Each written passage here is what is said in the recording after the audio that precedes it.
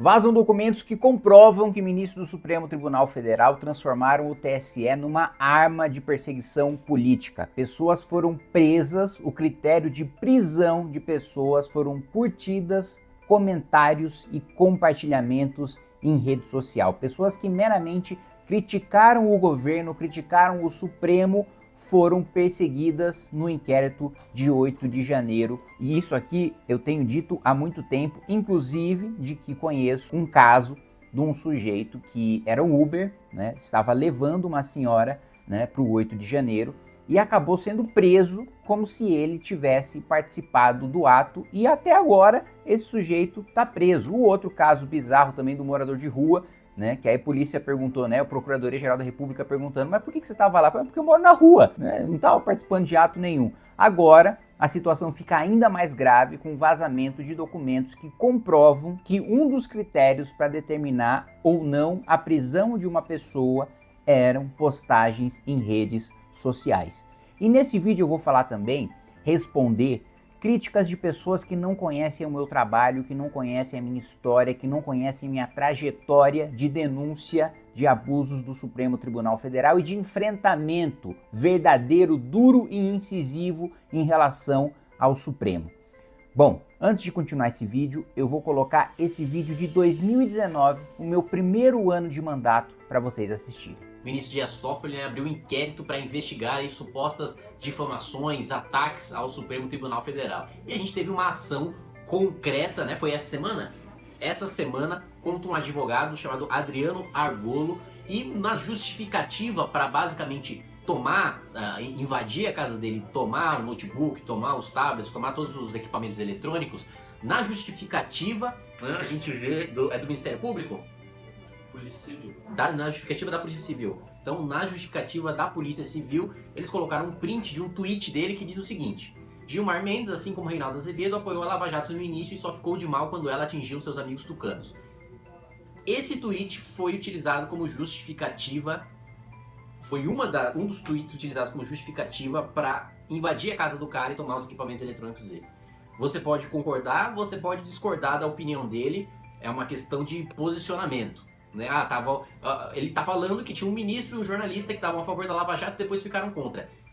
Em nenhuma hipótese isso é crime, em nenhuma hipótese isso justifica invadir a casa de uma pessoa, o Estado brasileiro mandar polícia na casa de um cara simplesmente porque ele criticou ou falou sobre o posicionamento do ministro do Supremo, do jornalista. Então é um negócio bizarro. Né? Eu mesmo aqui na Câmara dos Deputados, numa iniciativa da deputada Bia Kicis, a gente já assinou impeachment de 5 ministros do Supremo, se não me engano, que no julgamento lá em relação à criminalização da homofobia tinham absolutamente tratorado aqui a Câmara dos Deputados, o Congresso Nacional, e a gente expôs exatamente o que eles fizeram de usurpar a competência do Legislativo e de tentar criar crime por analogia, coisa que não existe, coisa que é bizarra, tentando dar interpretação extensiva ao direito penal, coisa que não existe e não deve existir, assim, isso é coisa de ditadura, não é nem de regime autoritário, é regime totalitário, daquele que age em todas as esferas da sociedade. Portanto, se esse inquérito vier para mim, vier para a deputada Bia Kicis, vier para todos nós parlamentares que temos uma postura crítica em relação ao Supremo Tribunal Federal, a gente não é contra o STF. Pelo contrário, o STF tem que existir, tem que defender a lei, tem que defender a Constituição. Agora, o que ele não pode é passar dessa prerrogativa e defender um Estado policial. Vejam que em 2019, no primeiro ano de mandato, eu assino o pedido de impeachment não de um, mas de 5 ministros do Supremo Tribunal Federal. E denuncio uma das decisões abusivas, que é basicamente criar um novo tipo penal sem passar pelo Congresso Nacional, sem passar pelo presidente da República. E denuncio que isso é atitude não de regime autoritário, mas de totalitário, mais grave, aquele que não só dá um golpe na política e na democracia, mas também invade a vida privada de cada um dos seus cidadãos. Mas eu vou além. Veja essa matéria de 2016. Nós fomos o primeiro movimento, o Movimento Brasil Livre foi o primeiro movimento a protocolar um pedido de impeachment contra o ministro do Supremo Tribunal Federal. Isso eu não tinha mandato, era um militante de rua, tinha ido a pé de São Paulo para Brasília para protocolar o pedido de impeachment da Dilma, acampei durante um mês em frente ao Congresso Nacional para que a denúncia fosse acolhida, participei e organizei as maiores manifestações da história do país para que isso acontecesse. E nós fomos o primeiro movimento desde 1988 a protocolar um pedido de impeachment contra o ministro do Supremo Tribunal Federal. E aí, toda essa luta contra abusos do Supremo foi sabotada por Flávio Bolsonaro, Jair Bolsonaro e a família Bolsonaro, porque o Supremo estava com o rabo preso do Flávio no caso das rachadinhas. E por isso, Jair Bolsonaro estava refém de Dias Toffoli, por causa de um escândalo de corrupção de Flávio Bolsonaro, que até agora não explicou como ele pagou aquela mansão milionária com um salário de senador da República. E aí, em razão disso, Bolsonaro nomeia um petista para a Procuradoria-Geral da República. Petista esse que permite a abertura do inquérito das fake news, que primeiro mirava críticos do Supremo Tribunal Federal nas redes sociais e depois passou a perseguir todo tipo de oposicionista de direita que ousasse se pronunciar. Esse monstro que começa no inquérito das fake news é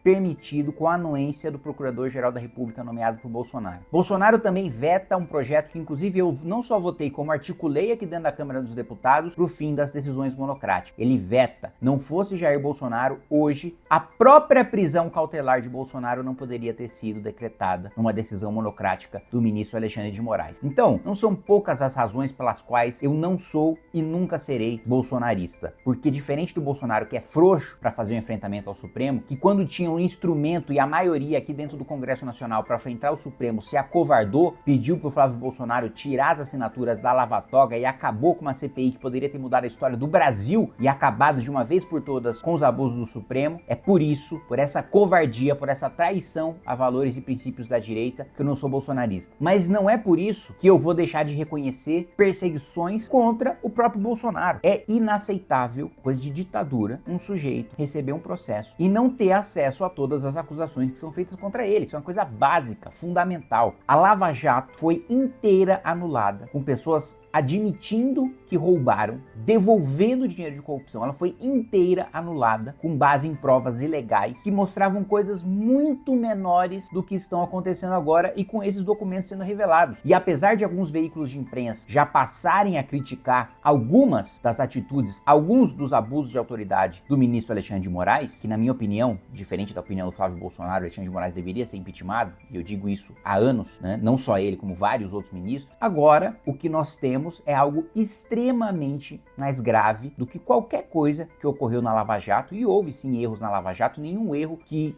justificasse anular a operação inteira. Mas, claro que houveram excessos e muitos deles foram corrigidos na segunda instância e no STJ. Agora, nós temos a comprovação de ministros do Supremo trocando mensagens e dizendo, ó, prende esse cara porque ele criticou a gente, prende esse cara porque criticou o PT, porque deu like numa publicação, porque compartilhou uma publicação. Isso é absolutamente inaceitável. Assim como a medida cautelar contra o Bolsonaro, ilegal, inconstitucional. Não há risco para o processo, não há risco de fuga, não há risco à ordem pública de deixar o Bolsonaro respondendo o seu processo em liberdade. E mais do que isso, uma coisa que eu tenho batido muito na tecla, o processo dele já está em fase de alegações finais, não tem mais investigação para atrapalhar, não tem mais testemunha para coagir. A última manifestação da Procuradoria-Geral da República já aconteceu, só resta a condenação e prisão depois de transitado o julgado do processo contra ele. Não tem o menor cabimento a cautelar, a tornozeleira, em primeiro lugar. Depois, o ministro Alexandre de Moraes permite que Bolsonaro dê entrevistas, permite que ele discurse, e aí quando ele discursa e quando ele dá entrevista, manda para prisão domiciliar. Chegando num ponto, que eu já fiz vídeo falando disso, que os próprios ministros do Supremo estão chegando falando, ó, ministro, ou você volta atrás ou a gente vai obrigar você a voltar atrás. Enfim, só quero fazer esse vídeo para deixar muito claro que enfrentamento e coragem para denunciar, mesmo sem mandato, mesmo sem poder, mesmo sendo um militante de 19 anos de idade, estava sendo perseguido pelo ministro da Justiça, Cardoso, eu já denunciava e já protocolava pedido de impeachment contra ministro do Supremo. E não vai ser agora que eu vou aceitar bolsonarista que está fingindo fazer enfrentamento pro Supremo, vir querer dizer que sou eu que não faço enfrentamento. Eu defendi a Lava Toga, bolsonaristas não. Eu defendi o impeachment do ministro Alexandre de Moraes durante o governo Bolsonaro, bolsonaristas não. Então assim, tem um frouxo nessa história, definitivamente não sou eu.